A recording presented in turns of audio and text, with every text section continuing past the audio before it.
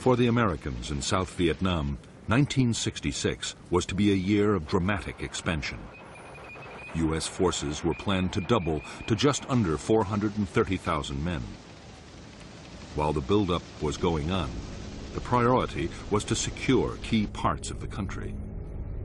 By far the most important was the capital, Saigon.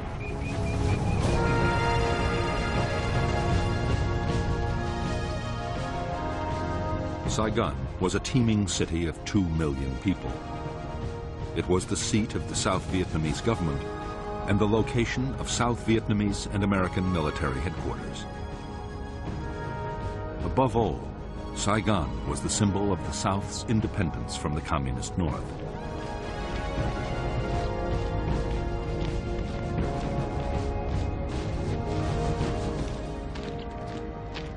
For the commanders of the Viet Cong guerrillas, the capital was the ultimate prize. The tens of thousands of Viet Cong based within 50 miles of Saigon were already drawing a noose tight around the city. Powerful guerrilla units were pushing right up to Saigon's doorstep.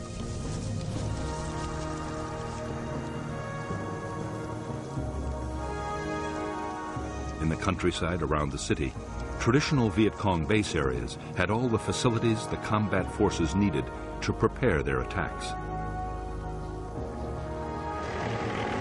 Since American infantry units had first arrived, they had been trying to disrupt the guerrillas' activities around the capital. On January 8, 1966, they launched the most ambitious sweep yet.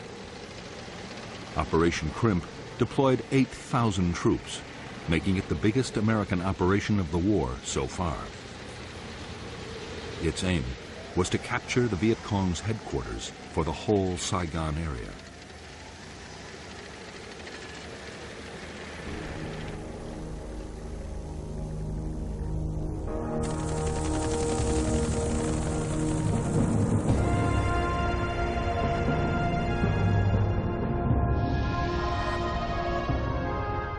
The Viet Cong headquarters for Saigon was believed to be somewhere in the Cu Chi district, the communist stronghold barely 20 miles from the capital.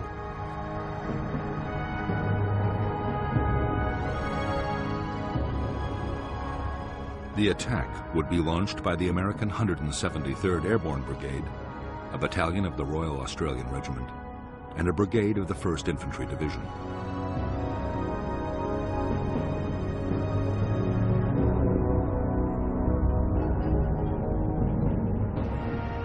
North of Cu Chi town was the disused Philhall rubber plantation and the forested area the Americans called the Hobo Woods.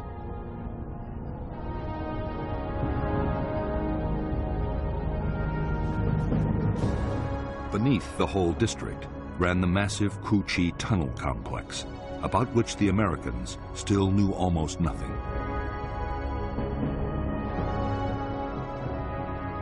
In the tunnels were the Viet Cong's Cu Chi military headquarters, a signals intelligence unit, 2 hospitals, the Saigon political office, and the Saigon regional military headquarters, the one the Americans were looking for.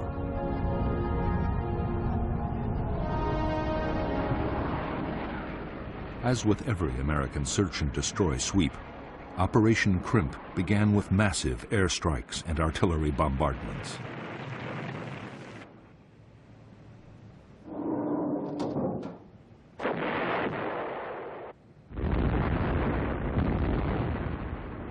NLF agents had, long before, warned that a big American operation was coming.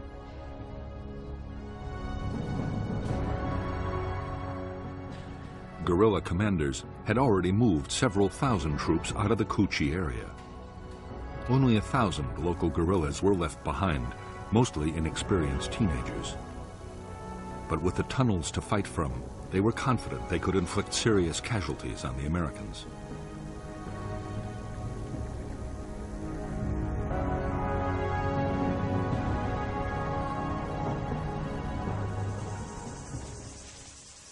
Right from the start, as the Americans attacked into the hobo woods, they faced rifle fire, grenades, and booby traps.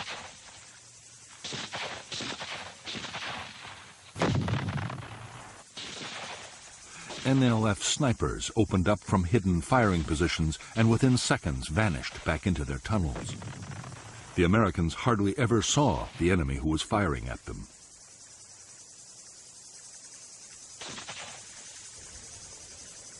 As the days went on, the Americans grew ever more frustrated and demoralized. Dozens of men were killed or injured. Every path seemed to lead to a trap. Only slowly did units begin to discover trenches and bunkers. They also found a handful of tunnel entrances. Still, no one had any idea of the sheer scale of the complex beneath their feet.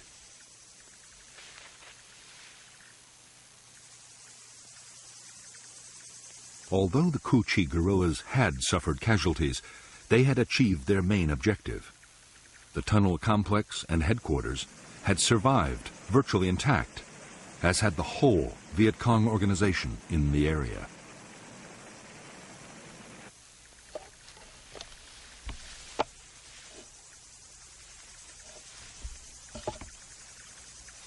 In late January 1966, only a few days after the end of Operation Crimp, troops of the 25th Infantry Division arrived at Cu-Chi. Their orders were to secure the area for the 25th's main base.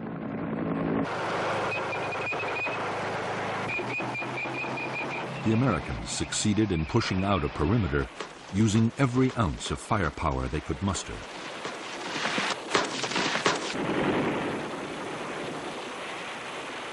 But from the first day, they faced constant harassing attacks from the Cu-Chi guerrillas.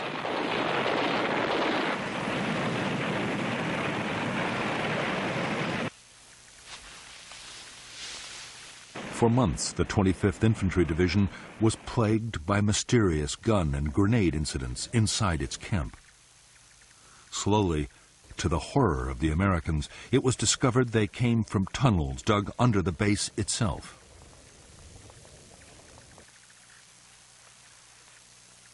They were eventually found and sealed. But the main tunnel complex, only a few miles away, would keep its secrets for years to come.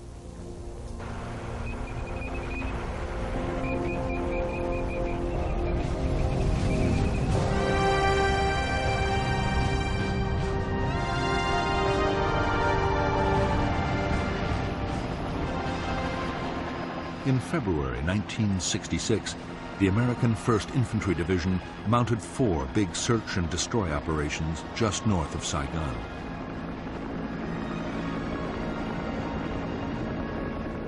The result was disappointing.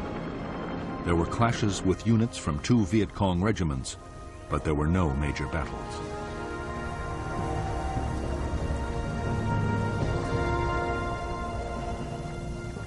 What the 1st's commanders wanted was a set-piece fight with the most powerful and dangerous enemy force in the region, the 9th Viet Cong Division.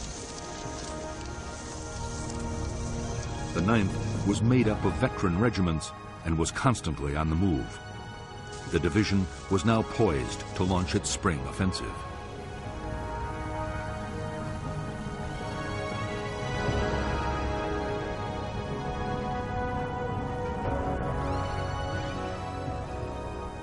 The communist leadership had ordered the Viet Cong to avoid head-on clashes with the Americans unless the odds were very favorable.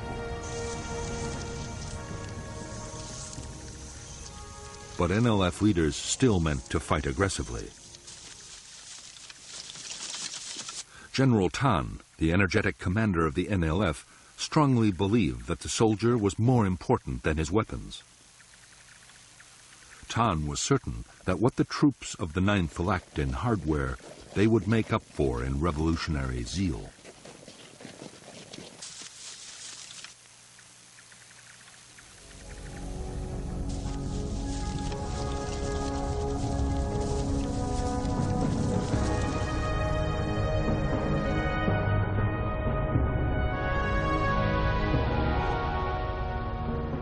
From the 9th Division's bases in War Zone C, 2 regiments headed into the Viet Cong strongholds of the Iron Triangle and War Zone D. At the same time, the 2nd Brigade of the American 1st Division was pushing into War Zone C, and the 3rd Brigade was moving into the Iron Triangle. The first clash came on March 5, 1966, when the whole 272nd Regiment attacked a battalion of the 3rd Brigade at Lo Qui. Intense U.S. air and artillery strikes drove off the attackers. 2 days later, the American 1st Brigade, with a battalion of the 173rd Airborne, swept into War Zone D.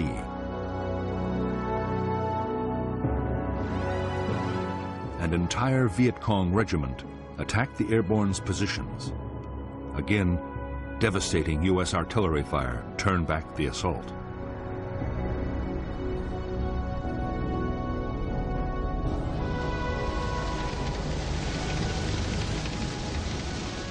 In the March battles in the Iron Triangle and War Zone D, skillfully directed American firepower had averted disaster.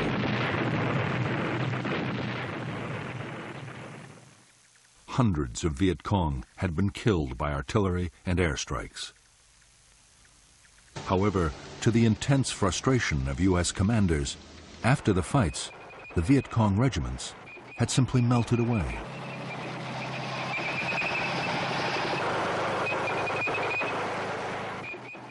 During the weeks that followed, the Americans kept up the tempo of search and destroy operations in front of Saigon.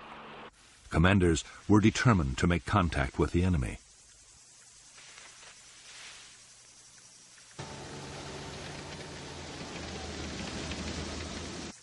In late April, they launched a major operation into War Zone C to try and find the Viet Cong 9th Division.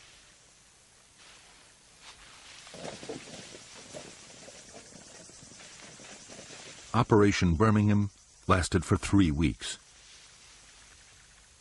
More than 5,000 American troops of the 1st Infantry Division took part. They were backed by huge numbers of helicopters and armored vehicles.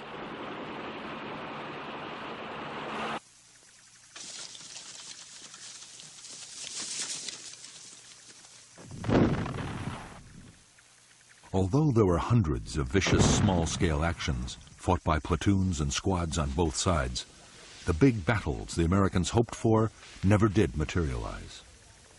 In 3 weeks, only 100 Viet Cong were killed.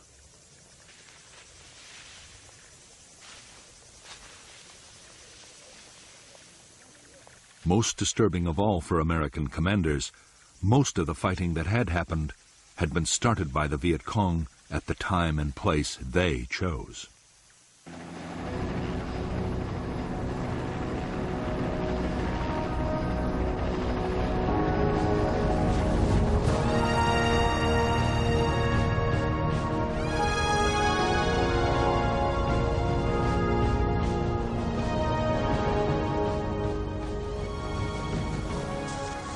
From the start, the Vietnamese had followed the 7 principles of guerrilla warfare laid down by the Chinese leader Mao Zedong.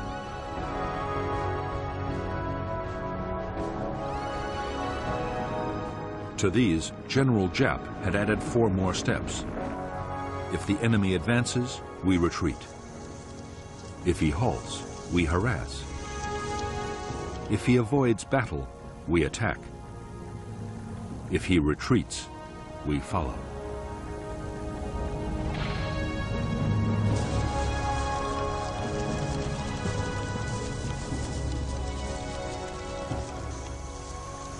Almost every search and destroy operation the Americans had launched had been met with Giap's tactics.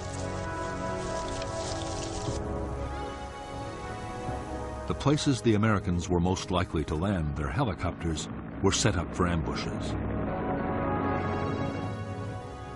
Trails were quickly booby-trapped and mined, and snipers left in place.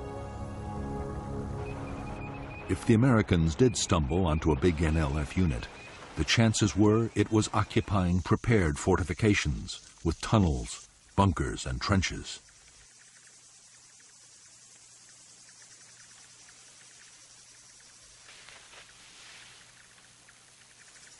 It was when the Americans set up a defensive perimeter for the night or created artillery fire bases, as they did during every operation, that the Viet Cong would attack in strength.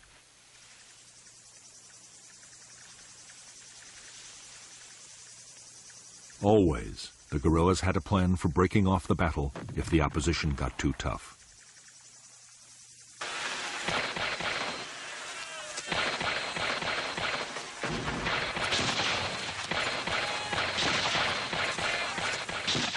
At first, American tactics had been totally unsuited to dealing with a skilled guerrilla enemy. With hard-won experience, that was changing. Commanders learned that helicopter landings had to be fast and aggressive.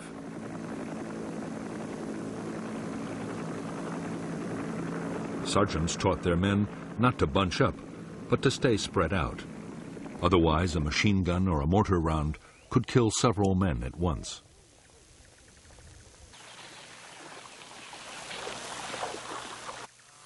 When camp was made, perimeter defenses had to be strong, with clear fields of fire all around. Above all, American soldiers learned they had to be vigilant at all times.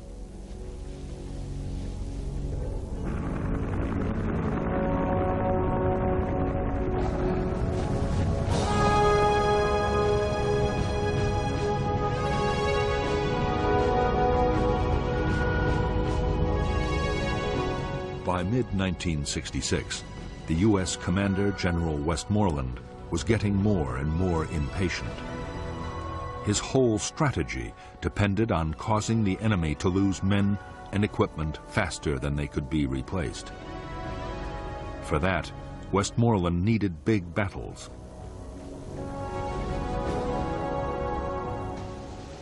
He ordered the 1st Division to make more substantial contact with the Viet Cong.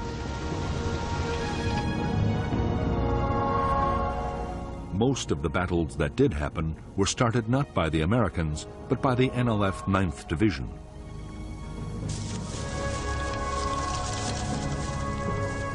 Route 13, linking Saigon to the Cambodian border, was the site for major ambushes. In some, the guerrillas struck with 1,000 troops at a time.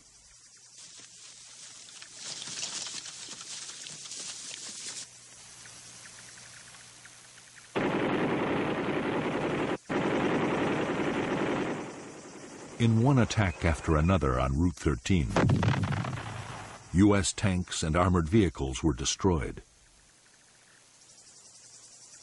On June 30th, 1966, a major battle nearly ended in complete disaster for the Americans. It was fiercely effective air and artillery support that saved the day.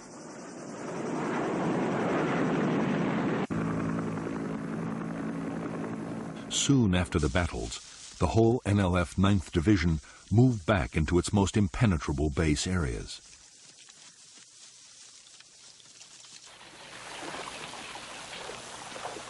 Some crossed over into Cambodia. There, General Tan meant to rebuild the division for a new campaign in November, the start of the next dry season.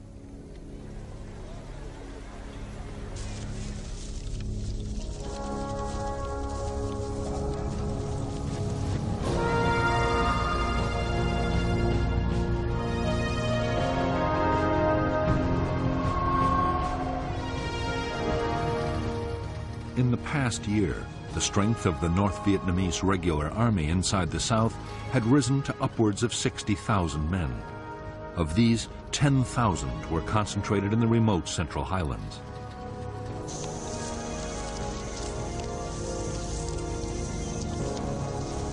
It was this area that General Giap, the North Vietnamese army commander, saw as a killing zone, a battlefield on which enormous casualties could be inflicted on the enemy.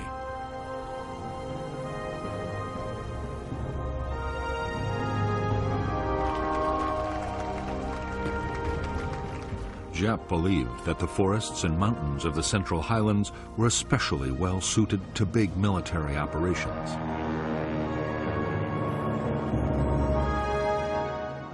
Whole regiments could be hidden, and the highland weather could be relied on to disrupt American air power. The troops would also be close to supplies and reinforcements across the Cambodian border.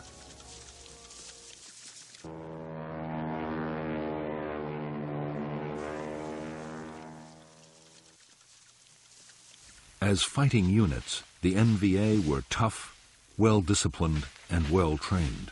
For months, they had been constantly on the offensive. Their main target was the South Vietnamese Army, but isolated American Special Forces camps were also hit.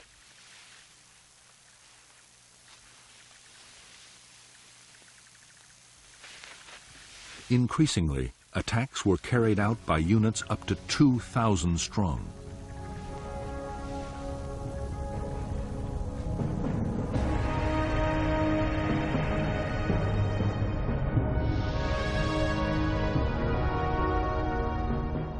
The North Vietnamese Army units in the Central Highlands of Vietnam were part of a strategy meant to keep the Americans off balance.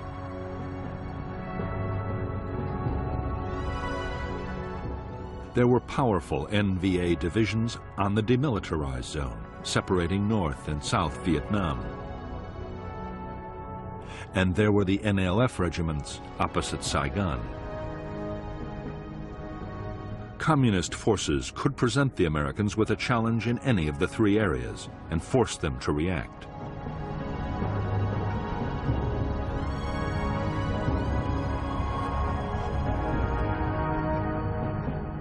By the middle of 1966, North Vietnamese units crossing the demilitarized zone had successfully drawn the U.S. Marines north.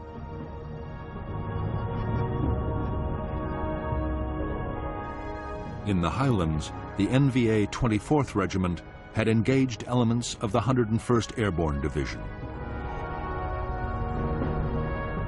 The 1st NVA Division had pulled a U.S. infantry brigade and the 1st Air Cavalry towards the Cambodian border.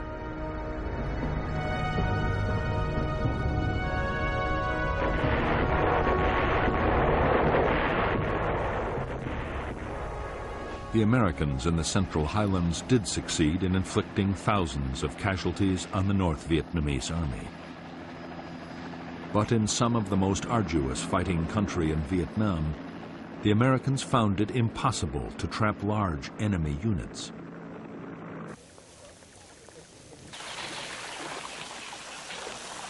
Time after time, they succeeded in slipping through the net.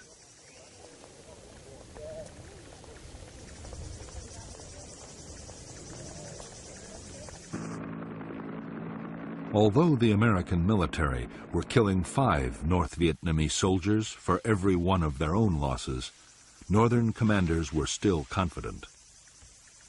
General Jap was sure that his forces could stay on the offensive and take heavy casualties as long as there were no dramatic defeats. The manpower potential of North Vietnam had barely been tapped.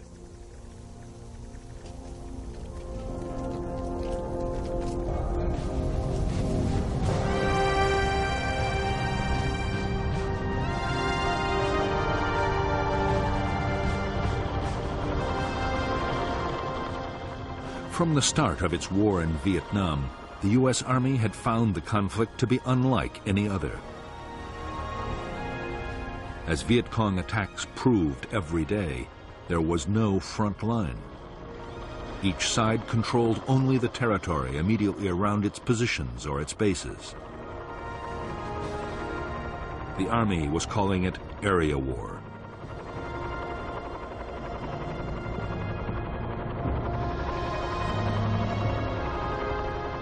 Area war meant that the roads linking U.S. bases to other units and to their supply depots were never completely secure.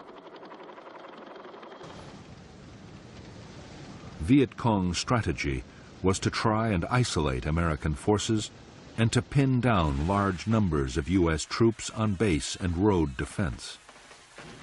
That way, there would be fewer men available for offensive operations.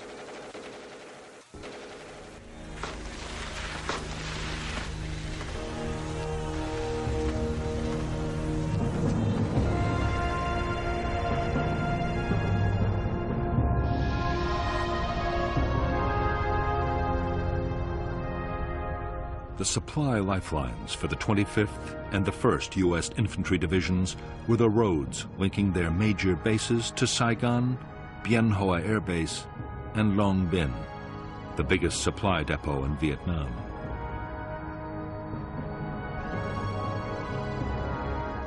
The roads were constantly patrolled by armored vehicles and aircraft.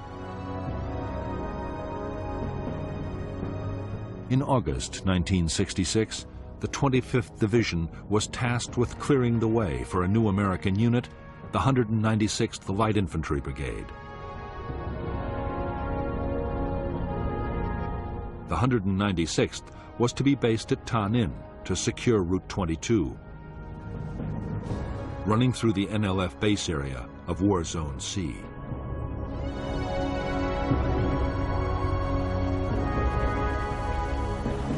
By October 1966, the NLF 9th Division had almost recovered from the battles of the previous July. Its losses in men and equipment had been replaced by supplies and reinforcements sent down the Ho Chi Minh Trail from North Vietnam.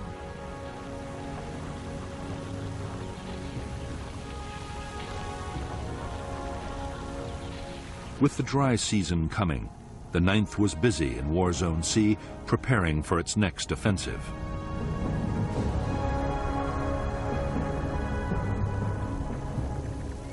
The renewed activity of the 9th Division did not pass unnoticed by the Americans. Special Forces units mounted an intense reconnaissance effort deep inside Viet Cong territory. The reports they brought back seemed to show that the 9th's next target might be the Special Forces' own base camp, northeast of Tay Ninh City.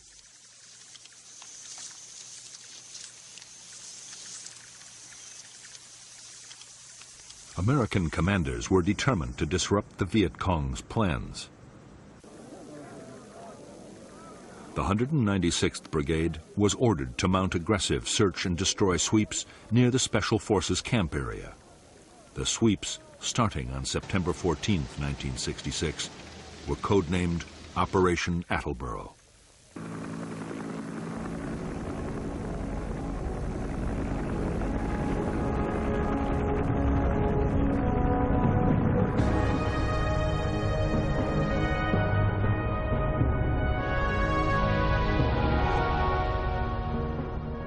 Operation Attleboro was launched by the 196th Light Infantry Brigade together with 22,000 South Vietnamese soldiers and GIs from the 1st, 4th, and 25th Infantry Divisions. Almost at once, huge supply caches belonging to the NLF 9th Division were found by the Americans south of the Michelin rubber plantation. It was believed the NLF were somewhere between the plantation and the American Special Forces base at Suy Da.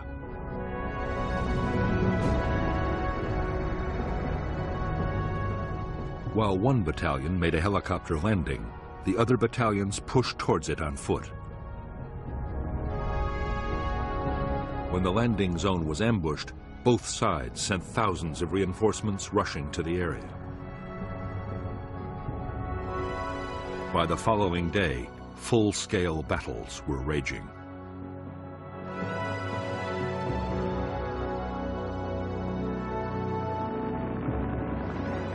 In the first days of Operation Attleboro, almost every fresh American unit sent in was ambushed.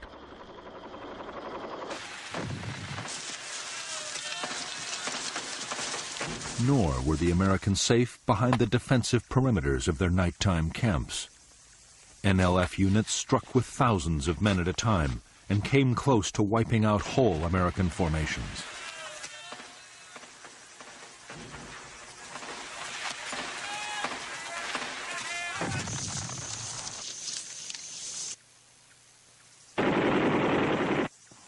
It was intense air and artillery support that, in the end, as in so many battles, saved the Americans from disaster.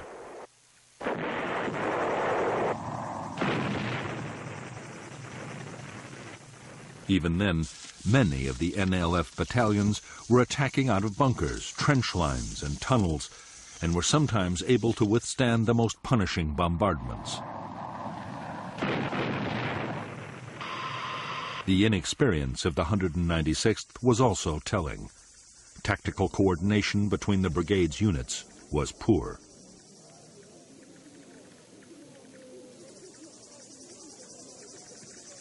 Although the situation was desperate, American commanders in Saigon also saw a major opportunity. Attleboro might be a chance to fight the kind of big battle they had been looking for.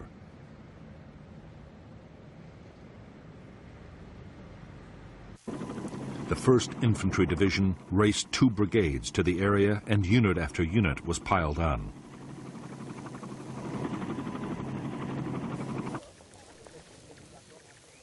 The 11th Armored Cavalry Regiment, only just arrived in Vietnam, was also thrown into the battle. Within days, there were 22,000 American troops in the Attleboro area.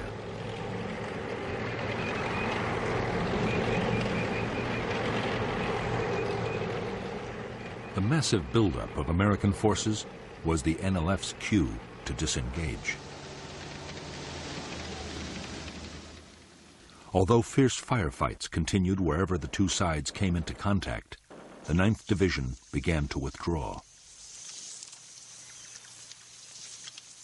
Its big units broke down into smaller groups and slipped away towards Cambodia, where the Americans were forbidden to follow.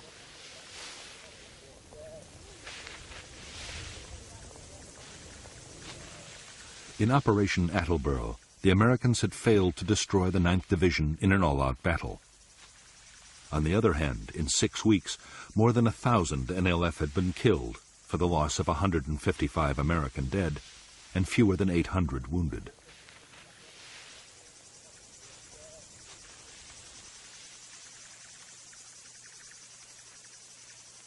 U.S. troops had captured a massive amount of enemy stores and documents, and Viet Cong plans for the coming months had been badly disrupted.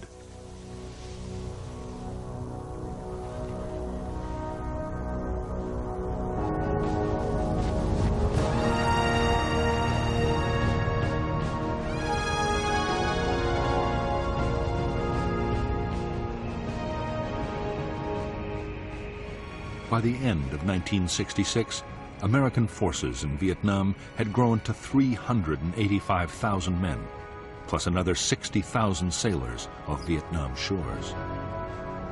As the force levels had risen, so too had the casualties.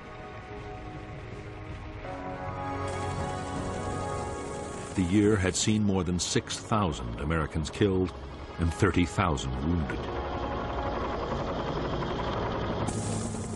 The biggest problem for American commanders was that their timetable was slipping badly.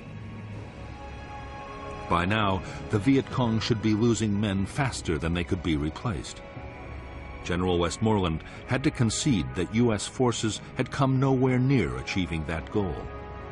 An estimated 61,000 Viet Cong had been killed in the past year, yet their troops had gone up to more than 280,000.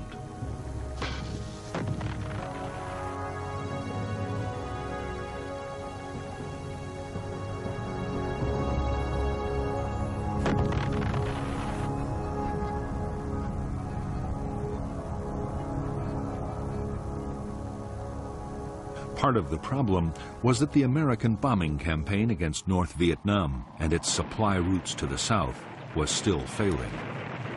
More men and materials were reaching the guerrillas than ever before.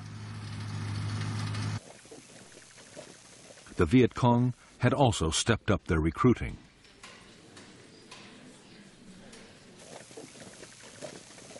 There was one cause for optimism on the American side. Operation Attleboro had seemed to show the Viet Cong would fight if their base areas were threatened.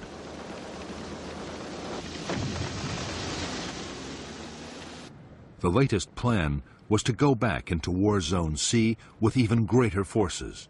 But first the Americans wanted to solve an immediate problem. The districts just in front of Saigon, the Iron Triangle and Cu Chi, were still major Viet Cong strongholds.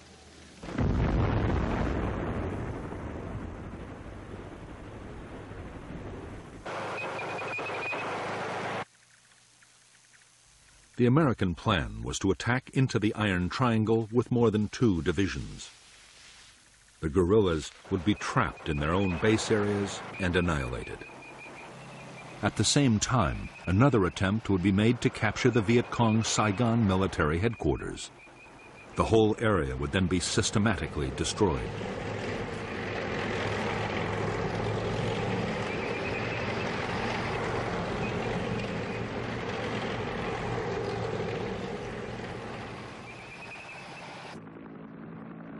Before the attack, American aircraft dropped 20,000 leaflets telling the population to leave at once.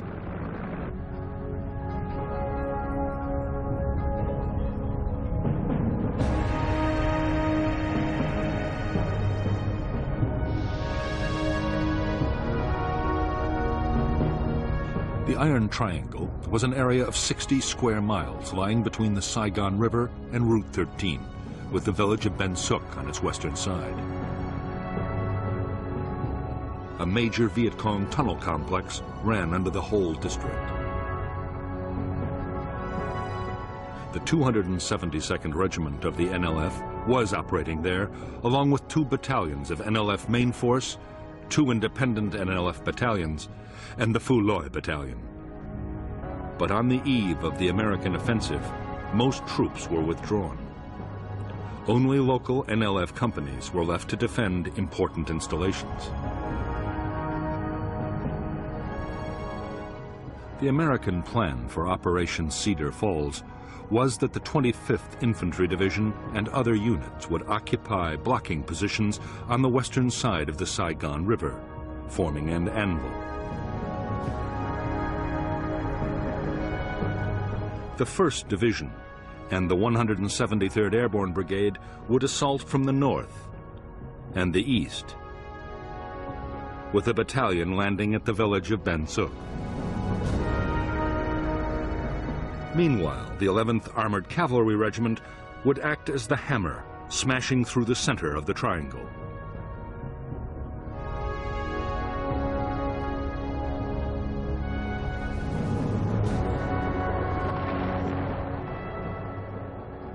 Operation Cedar Falls opened with 4 days of attacks by B-52 bombers. Artillery and airstrikes followed,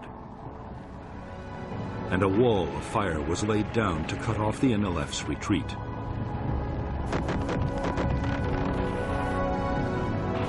On January 8, 1967, 16,000 U.S.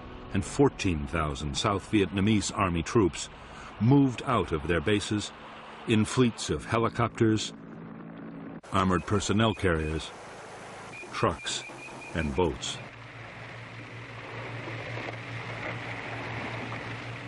In the first hours of Operation Cedar Falls, the village of Ben Suc had been captured with barely a shot fired.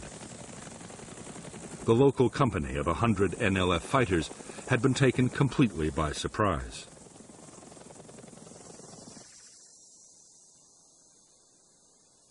As the village's 6,000 inhabitants were rounded up for interrogation, bulldozers began to level every building in sight.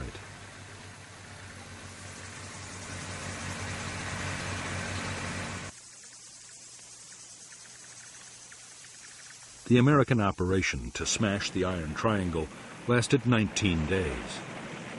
With only local Viet Cong left to defend the area, and most of those hidden in tunnels, there was almost no heavy fighting.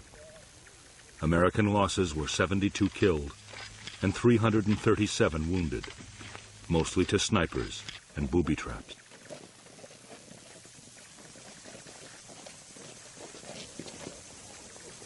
In Ben Suc and in the Tan Dien forest, the Americans uncovered dozens of tunnel entrances. By now, they were better prepared. Specialists, known as tunnel rats, had trained to go down tunnels and explore.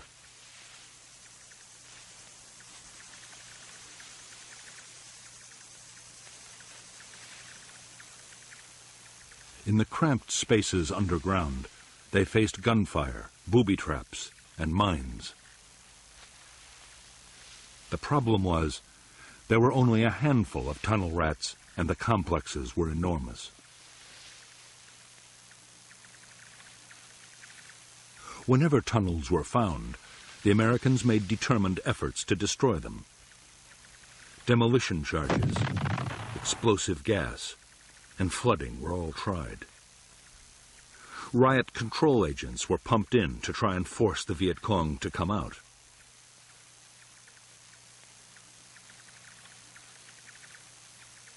Nothing really worked. The tunnels were designed so that neither gas nor water could penetrate far.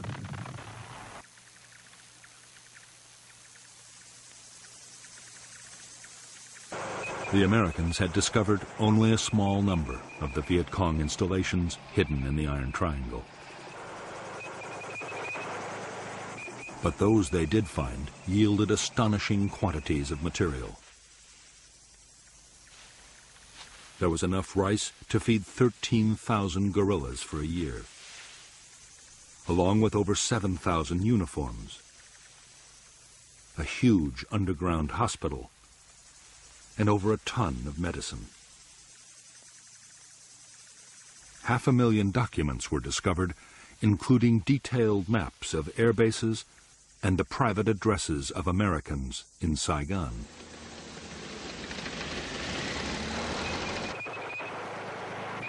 Some U.S. commanders immediately hailed Cedar Falls as a major success.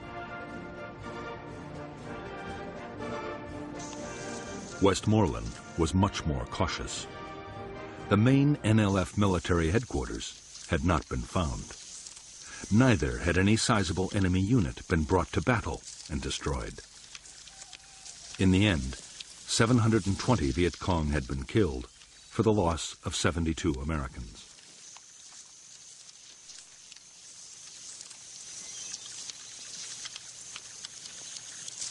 One aim of Operation Cedar Falls was achieved. The Iron Triangle was completely and utterly destroyed. After its inhabitants were moved out to refugee camps, the district was turned into an uninhabitable wasteland. Huge Rome plows cut 20-foot wide avenues crisscrossing the forest to make any movement instantly visible from the air. These massive machines could plow the tallest trees into the ground.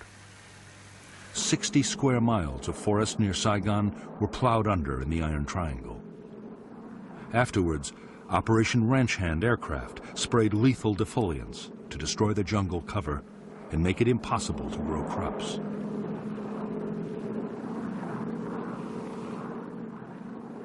After the Americans had pulled out, almost the whole of the Iron Triangle was designated a free fire zone.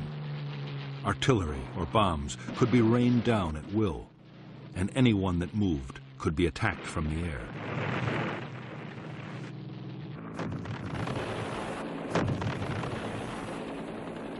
Yet to the astonishment of the Americans, within weeks of Operation Cedar Falls, the Viet Cong were active again in the Iron Triangle.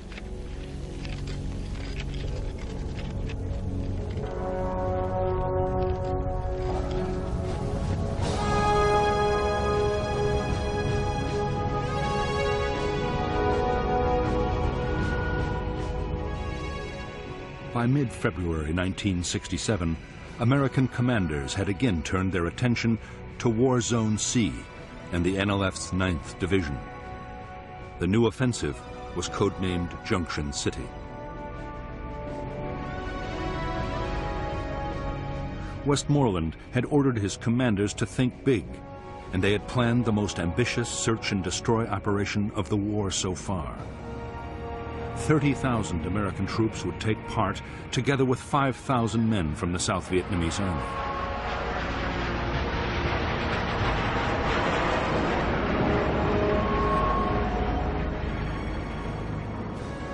The main targets of Operation Junction City were the Viet Cong's biggest base areas and their main military headquarters for South Vietnam.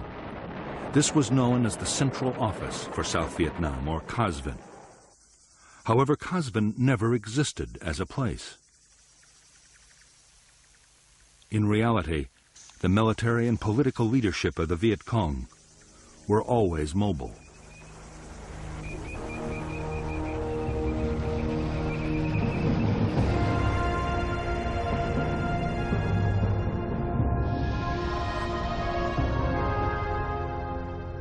The Viet Cong base areas of War Zone C held the 9th Division's 3 regiments, a regiment of the NLF's new 5th Division, and 2 North Vietnamese Army regiments, altogether more than 10,000 troops.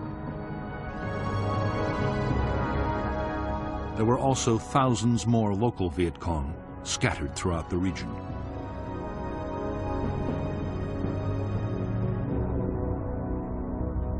Operation Junction City called for 2 American brigades to block the Viet Cong's escape to the west over the Cambodian border.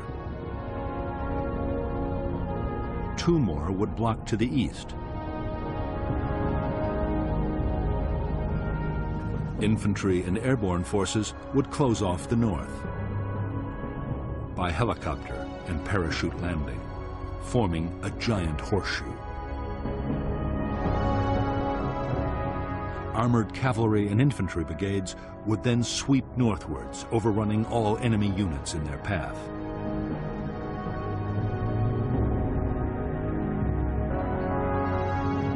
In the second phase of Junction City, a series of special forces camps would be built, along with a bridge over the Saigon River, and operations would shift to the east.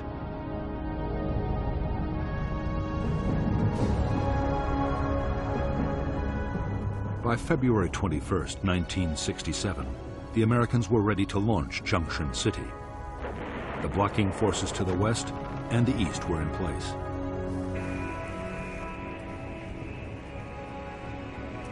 All that remained was to insert the northern force.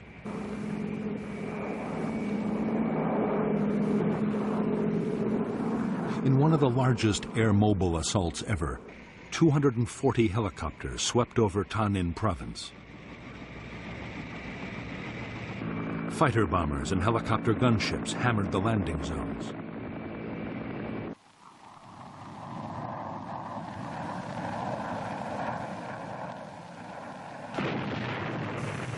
Within hours, 2,000 troops were deep inside Viet Cong territory. At the same time, in the first parachute drop of the Vietnam War, nearly 800 men of the 173rd Airborne completed the American Horseshoe.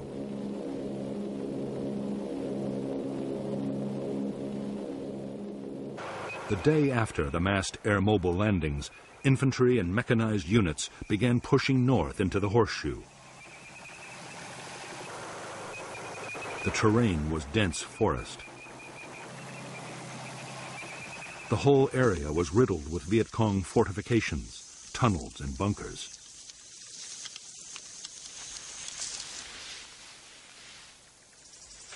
Although there were scattered firefights, and the Americans lost men to snipers and booby traps, there were few big actions.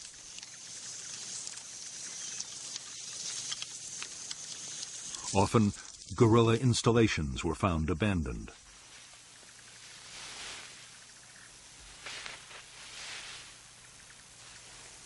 The battles that did happen were started by the Viet Cong. Powerful units twice attacked elements of the 1st Infantry Division at Prek Lok.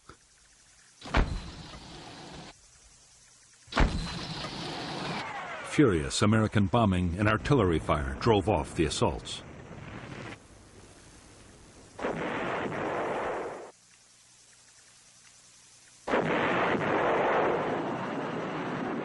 Because the Viet Cong had begun the battles, they were also able to break off the fight whenever they chose. Nor were the American blocking forces able to trap them and make them fight. The dense vegetation meant the guerrilla battalions could break down into platoons and filter through American lines.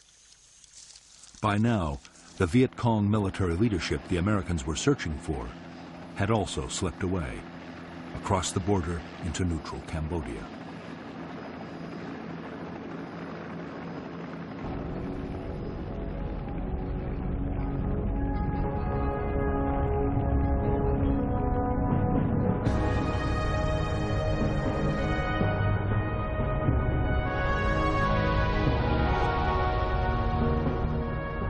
The second phase of Operation Junction City centered around the building of the Saigon River Bridge and the Special Forces camp at An Lac.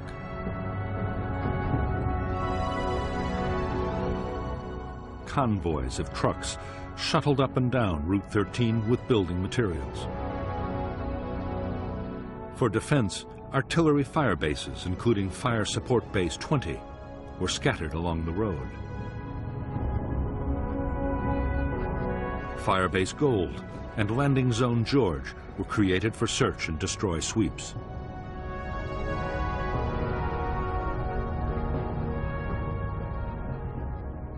Starting on the night of March 18, 1967, each of the 3 regiments of the NLF 9th Division attacked in full strength, 1,000 men at a time.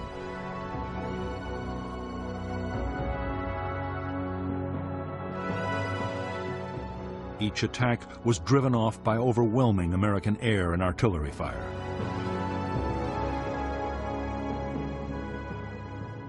Viet Cong losses were heavy, but the regiments escaped complete destruction.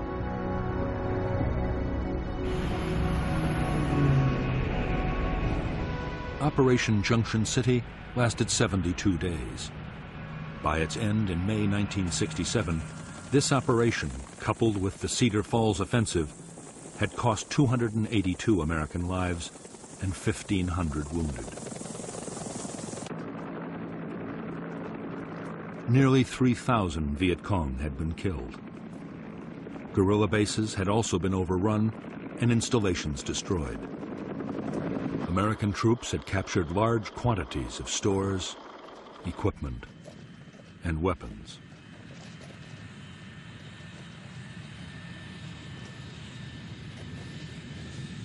Although some American commanders hailed Junction City as a turning point in the war, the operation was barely over before doubts began to surface.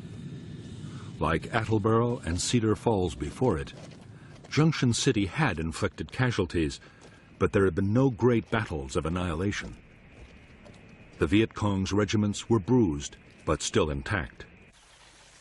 Nor did the Americans or the South Vietnamese Army have the forces to occupy the area indefinitely.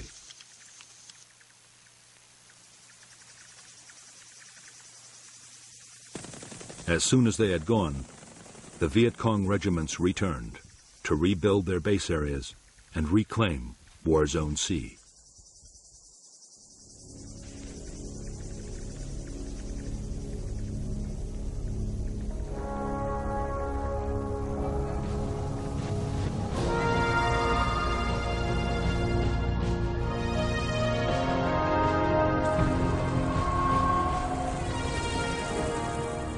In July 1967, the U.S. Defense Secretary Robert McNamara flew to Saigon to discuss strategy with American and South Vietnamese leaders and officials.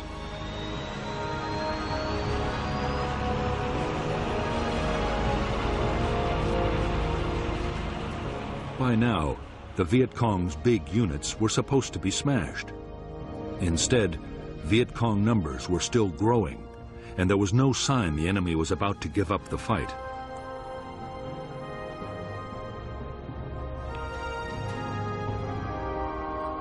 McNamara had already recommended an increase in U.S. troop strength to more than 500,000 men. But now, he doubted even that would produce victory soon.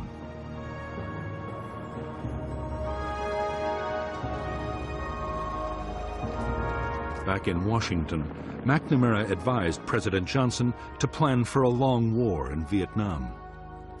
There should be less emphasis on battlefield victories.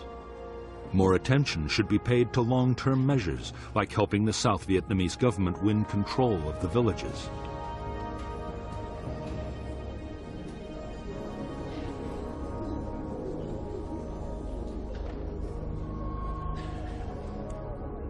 Meanwhile, the cost of the war in casualties and dollars should be kept down in case the American public lost patience.